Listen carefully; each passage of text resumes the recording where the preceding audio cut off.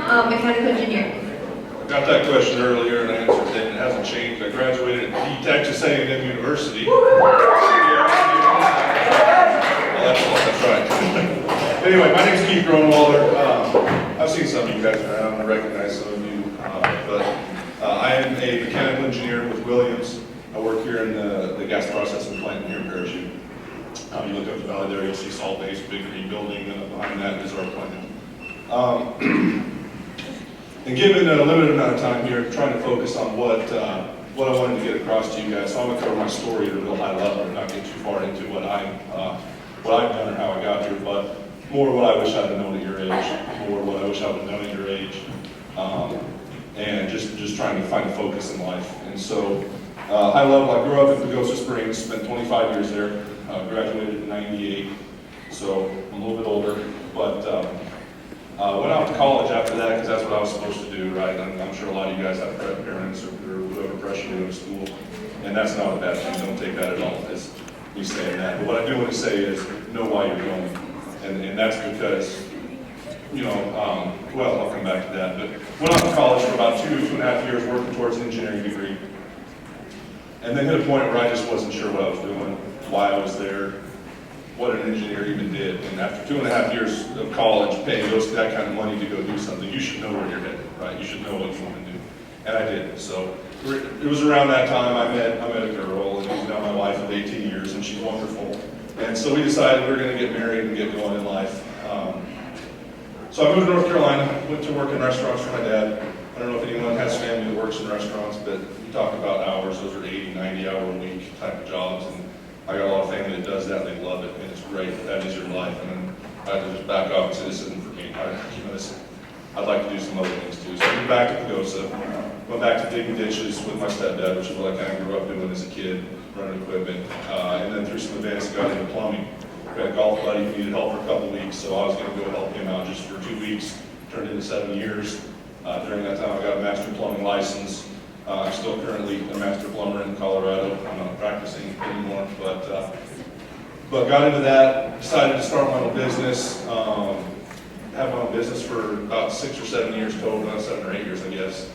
And just kind of wanted something more. So around, we mentioned the 2008 economy, which was tough. I did almost all new construction. I didn't do a lot of drain cleaning or the maintenance stuff. So when the building came down, I still had work, but it hit me as a point like, hey, if I'm ever going to get out of this, this is my chance. So uprooted my family, we moved to Texas. A lot of it was based on cost of living, trying to get at this time I've got a wife and 3 kids.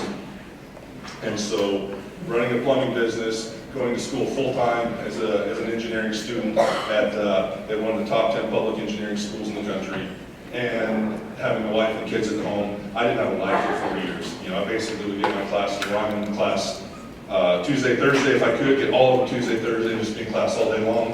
And then I'd work the other 5 days, or some semesters I worked out where I had to do Monday, Wednesday, Friday classes, and I'd work the other 4 days, and then you do homework until 11 and 12 o'clock. So that's the biggest challenge of my life, was getting through that, and it was a grind, and don't get me wrong. And but I made it, I'm here. And probably the biggest thing is that was avoidable if I had paid a little more attention at your age to what I was doing.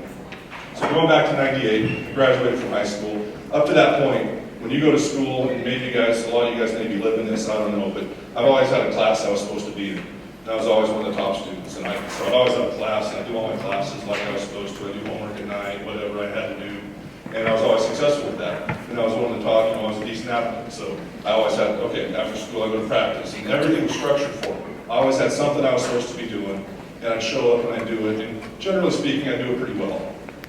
So I graduate, and everyone says, hey Keith, you're smart, you're good with math and science, go be an engineer, they make good money. I'm like, okay, we'll make good money, that sounds good to me.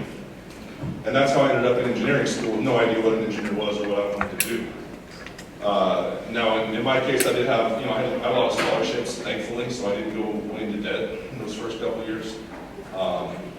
But you see, I hit a point where I was just burned out. I didn't have any vision for what I was doing. I didn't have anywhere I was going.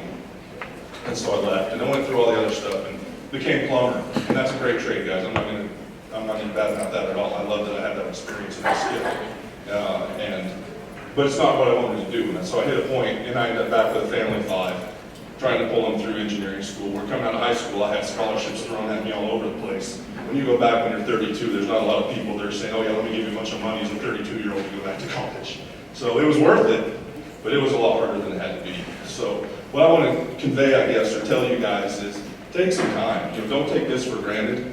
The Career Expo, you've got professionals here, you've got a lot of people from a lot of different industries. Here on the panel at the Career Expo this morning, they're taking time out of their day to come say, hey, we want to help. We want you guys to see what's out there. We want to help you guys make some decisions. Take advantage of that and figure out what's out there, because that's what I never did. And I was just thought, I'd show up where I'm supposed to be and do a good job, and I'm going to be successful. But when you guys in the next year or 2 years or whatever, hopefully not more than 2 years, you're all juniors, right? When you guys get out of high school and head off after that, you need to have a plan, because you go from having a structured life and everything being not necessarily decided for you, but that structure being in place to now all of a sudden you've got near infinite options for the rest of your life. And you need to know, you need to have a plan. You need to come up with something. So I told the group earlier, guys, I've got business cards. Come talk to me, get a business card, call me sometime if you want. I think there's a lot of people probably that are in the same boat. We would be happy to talk to you. I can speak to engineering, I can speak to plumbing, I can speak to home building. I did custom home building for a while. You can find people who will say, hey, you want to be an engineer like I did, I thought I did, and it turns out I did, but I didn't really know. I didn't really know that I didn't know that I didn't want to be an engineer, or that I didn't want to be an engineer, if that makes sense. But I never took the time to reach out and say, hey, what do you do? Like, what are my options? And that's what's valuable, guys, because you can save yourself a lot of heartache, a lot of effort, a lot of money, a lot of things. If you'll take a little bit of time now and invest that time into your future and come up with a plan, know where you're going, and look for people to help you, because there are people out there. There are people out there who are willing to help you. And so look for that, take advantage of that, and it'll save you a lot in the long run. It's a big investment.